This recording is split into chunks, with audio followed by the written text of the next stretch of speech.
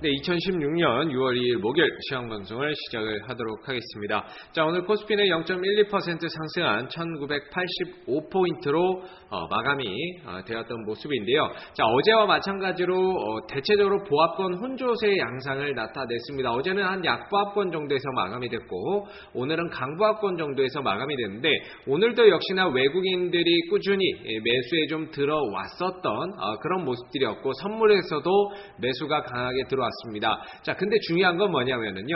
외국인들이 들어오기는 들어왔는데 대체적으로 어제도 그렇고 오늘도 그렇고 이제 삼성전자만 죽어라 샀다라는 거죠. 삼성전자 쪽에서만 매수가 강하게 들어왔었고 프로그램 같은 경우에도 오늘 매수의 흐름들이 좀 들어왔습니다만은 이 프로그램 쪽에서도 사실 이 프로그램 매매인데 거의 삼성전자에서 650억 가량의 순매수가 들어갔다라는 겁니다. 그래서 외국인들이 들어오고 꾸준히 매수를 해주고 있지만 업종 중에서도 종목 중에서도 거의 대다수가 삼성전자로만 지금 매수세가 몰리고 있다라는 부분들이기 때문에요. 지금 지수가 아무래도 여러분들이 체감하는 지수나 이런 것들은 상대적으로 좀 좋지 않을 수 있다라는 부분들입니다. 그래서 지수도 올라오고 외국인들도 어떻게 보면 꾸준히 매수를 하고 있지만 이 외국인들이 매수하는 종목이 삼성전자라고 감안을 해서 봤을 때에는 삼성전자를 들고 있지 않으면 결국에 지금 시장이 좋다라고 느끼고 또는 외국인들이 들어온다고 느끼기에는 조금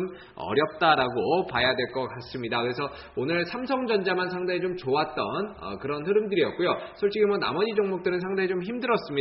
특히나 이 두산, 중공업이라든지 기계업종 그동안에 조금 많이 3월달, 4월달에 많이 올라왔는데 바로 이제 좀 조정의 흐름들이 나타나는 모습이고요.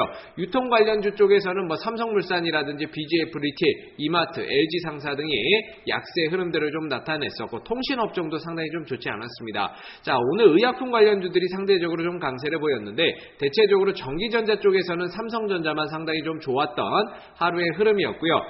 화학 쪽에서는 아무래도 이런 LG화학이라든지 아모레퍼시픽, LG생활건강이라든지 아모레퍼시픽 같은 종목들만 어느 정도의 상승 흐름들을 좀 보였고 사실 딱히 보더라도 뭐 삼성전자나 이런 것들만 같이 크게 올라간 종목들을 찾아보기가 상당히 좀 어렵습니다. 그만큼 외국인들의 자금이 특정 종목으로 좀 쏠림화되는 그런 모습들을 좀 나타냈다라는 건데요. 자, 지금은 어느 정도 다시 한 번 더 눌러줄 수 있는 여지가 충분히 좀 남아있다라고 봐야 되겠죠. 그래서 1950에서 돌아나가는 패턴이 만들어질지 아니면 좀 더 밀었다가 1900에서 돌아나갈지는 조금 더 확인을 할 필요가 있습니다. 외국인들이 지금 들어온다라고 해서 꼭 쫓아가기보다는 한 번 더 반등 이후에 재차 눌러주는 모습에서 저점을 좀 확인하고 가는 그런 전략이 좀 필요할 것 같고요.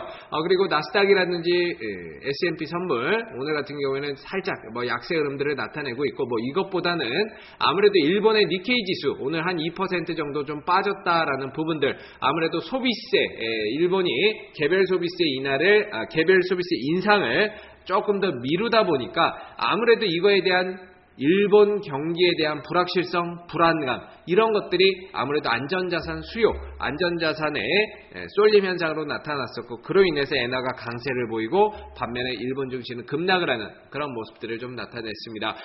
일단은 뭐 일본 증시가 2% 정도의 하락세를 나타냈는데 상대적으로 우리나라에 미치는 영향은 크게 없었다라고 보여져요. 없었다라고 보여지는데 역시나 이제 일본이라든지 중국 옆 나라들의 조금 흔들림이나 이런 급등락이 좀 더 이어진다고 한다면 우리나라도 그 영향에서 좀 자유로울 수는 없다라는 부분들이기 때문에요. 지금은 아무래도 조금 이 6월달에 변수가 많은 만큼 현금 비중을 확대를 하면서 대형주 중심보다는 중소형주로 옮겨 타는 게 조금 더 낫습니다. 중소형주로 옮겨서 타는 것이 조금 더 나을 수 있다라고 보고요. 이 중소형주 가운데서도 어느 정도 이제 재료가 있고 그 다음에 기대감이 좀 있는 종목들, 바닥권에 좀 머물러 있는 종목들 중심으로 해서 조금 더 살펴보는 게 훨씬 더 좋겠다라는 생각이 듭니다. 그래서 코스닥 같은 경우에도 오늘 700포인트 위로 확실히 좀 안착이 되어 가려고 하는 그런 모습들이 좀 나타나고 있는데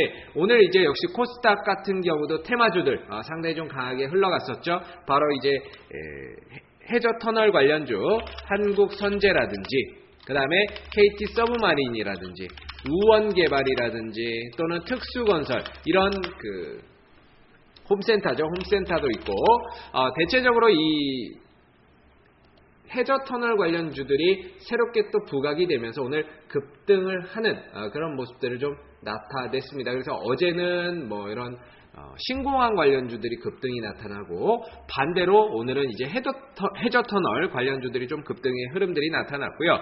추가적으로 이제 삼성바이오로직스가 연말에 원래 좀 상장을 앞두고 있었는데 삼성그룹 내에서 좀 땡겨서 상장을 하겠다라는 이야기가 나오면서 일신바이오라든지 그 다음에 서린바이오, 그 다음에 영인 프론티어라든지 이런 삼성 바이오 관련주들로 예전에 한번 움직였었던 종목들이 급등의 흐름들이 만들어졌습니다. 그래서 이런 쪽에 조금 급등의 모습들이 나왔고요. 그리고 우선주들도 오늘 상대적으로 좀 상당히 강한 삼성중공 우라든지 그다음 뭐 현대건설 우라든지 이런 우선주들도 상대적으로 좀 강한 흐름들을 나타냈습니다.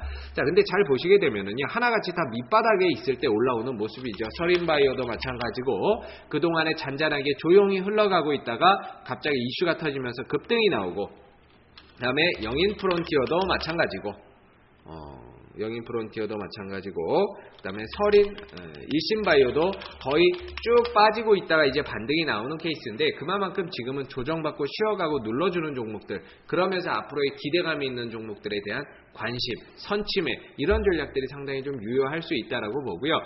그리고 추가적으로 OLED 관련주들, 항상 이제 테라세미콘이라든지 이런 것들은 오히려 지금 사기에는 좀 부담이 되지만 조정이 나오고 눌러주고 했을 때는 오히려 또 저점 매수의 기회가 될 수 있다라는 거고요. AP 시스템도 마찬가지로 지금 사기에는 아무래도 좀 부담이 될 수 있지만 조정이 나오고 눌러줬을 때는 또다시 한 번 더 저점 매수의 기회가 될 수 있다는 것도 참고해서 보시면 될 것 같습니다. 그래서 지금은 아무래도 이런 OLED 관련 주들, 앞으로 실적 성장이나 이런 것들이 좀 기대되는 회사들에 대한 저점 매수 전략이 조금 더 필요할 것 같고요. 조금 더 필요할 것 같고, 그리고 급등하는 종목들을 너무 쫓아서 사기보다는 저점에서 좀 쉬어가고 머물러 있는 종목들에 대한 관심이 그 어느 때보다도 조금 더 필요할 것 같습니다. 그래서 6월달만 좀 잘 넘기면은요, 충분히 좋은 기회들이 많이 찾아올 수 있습니다. 그래서 조정, 이번에 6월달에 뭐 쉬어가거나 조정이 나온다라고 한다면 이거는 기회지 결코 악재라고 볼 수가 없는 거죠. 그래서 지금은 당분간은 중소형주 위주로 짧게 끊어치면서 스윙 또는 순환 테마에서 짧게 단타 매매를 위주로 좀 하시고요. 그리고 될 수 있으면 현금을 좀 더 어느 정도는 확보를 하면서 기회를 엿보는 그런 투자 전략이 필요한 시점인 것 같습니다. 자, 오늘 2016년 6월 2일 목요일 시장 방송은 여기에서 마무리를 하도록 하고요. 내일 시장 방송에서 또다시 찾아뵙도록 하겠습니다.